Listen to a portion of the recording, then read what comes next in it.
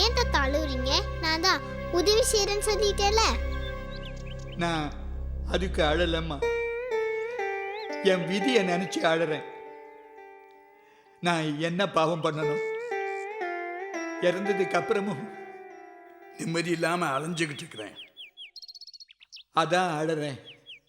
கவலைப்படாதீங்க தாத்தா. நீ சரி பண்ணிட்டியானா நீதாம்மா எனக்கு சாமி. அப்படியெல்லாம் சொல்லாதீங்க தாத்தா.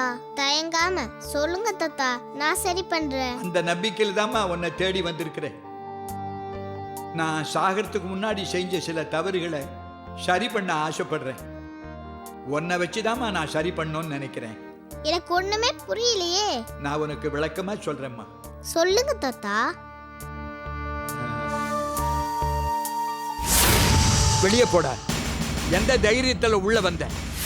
இல்லைங்கப்பா, நான் என்ன சொல்றேன்னா, மதிப்பு மரியாதையுமா வாழ்ந்த வேண்டானா? அனாதியா கடந்த என்னை வளர்த்து ஆளாக்கின அக்காவுக்கு நன்றி கடனா அவளோட பொண்ணவனுக்கு கட்டி வைக்கிறேன்னு சத்தியம் பண்ணி கொடுத்துருக்கேன்டா. என் முகத்துல கறி பூசிட்டியே. குத்துக்கல்லாட்டமா தாய் தகப்பன் இருக்கும்போது அவங்களுக்கு தெரியாம திருட்டுத்தனமா ஒரு பொண்ணுக்கு தாலி கட்டிட்டு வந்து நிக்கிறியே. அவளுக்கு தாலி கட்டதுக்கு அப்புறம்தான் பெற்றவங்க உனக்கு ஞாபகத்துக்கு வருதா?